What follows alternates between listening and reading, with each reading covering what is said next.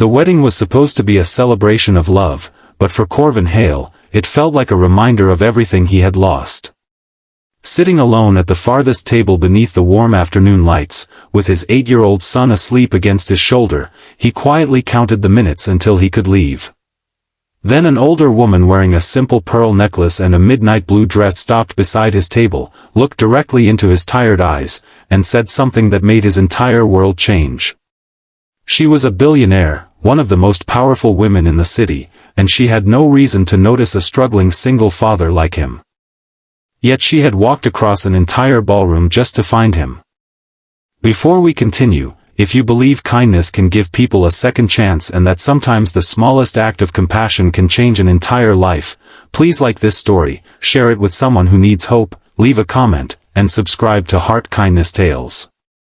Your support helps us bring more stories of courage, love, and second chances.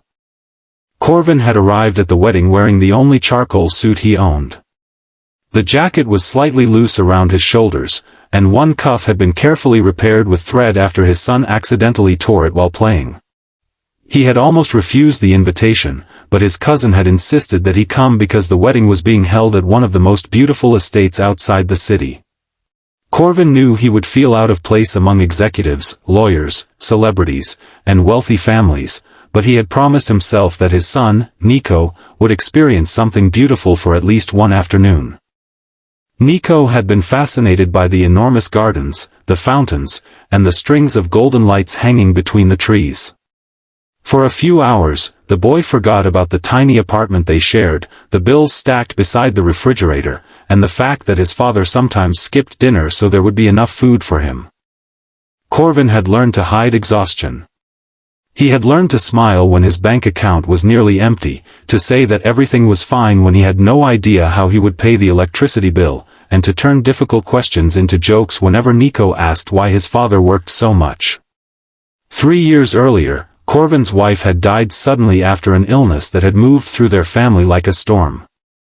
She had left behind a husband who no longer knew how to sleep and a little boy who kept asking when his mother was coming home. Corvin had mourned privately because there was no time to fall apart. Someone had to pack lunches, wash clothes, attend school meetings, and hold a frightened child through the night. After the funeral, he had taken every job he could find. Delivery work during the mornings, warehouse shifts during the evenings, and small repair jobs whenever someone needed them. He became skilled at surviving on very little. What he could not afford was pride. If someone offered him work, he accepted. If someone offered him leftover food, he thanked them. But that afternoon, surrounded by people who owned houses larger than the building where he lived, he felt painfully aware of every difference. The bride and groom were dancing beneath a canopy when Nico whispered that he was tired. Corvin carried him toward a quiet table at the edge of the lawn and sat beneath a large flowering tree. From there, he could see everyone laughing and taking photographs. He watched the bride's parents embrace, the groom's friends raise their glasses, and families gather together as if life had been designed to be kind to them. For a moment, he looked at his sleeping son and felt guilty for being jealous of happiness that belonged to other people. That was when he noticed the older woman. She stood near the entrance to the garden, surrounded by several guests who appeared nervous whenever she spoke. Her silver hair was swept neatly behind her ears, and she wore no extravagant jewelry except a small pearl necklace. People kept approaching her with polite smiles, yet she seemed strangely uninterested in the attention. Her name was Seraphina Vale, although Corvin did not know it then. She had built a global technology and investment empire from almost nothing and was rumored to own more money than some small countries. But instead of standing with the wealthiest guests, she kept looking toward the lonely father beneath the tree. Eventually, she walked toward him. Corvin straightened immediately, assuming she needed the empty chair beside him. He gently moved Nico's sleeping head and prepared to stand, but Seraphina raised her hand, telling him he did not need to. She looked at the little boy first, then at Corvin's worn shoes, his repaired cuff, and finally his face. She asked why he was sitting alone. Corvin smiled awkwardly and explained that his son had fallen asleep and that he did not want to disturb him. Seraphina sat down. For several minutes, neither of them spoke. The music drifted across the garden, birds moved between the trees, and Nico slept peacefully. Then Seraphina quietly asked Corvin what he did for a living. He told her about the jobs he took, the repairs he completed, and the small woodworking projects he sometimes made at night when he could find enough material. He spoke without exaggerating anything, almost apologetically, as if poverty were something he needed to explain. Seraphina listened carefully. Then she asked him one unexpected question: what was the last thing he had built that made him proud? Corvin looked surprised. Nobody had asked him that in years. He told her about a small wooden rocking horse he had made for Nico from discarded timber.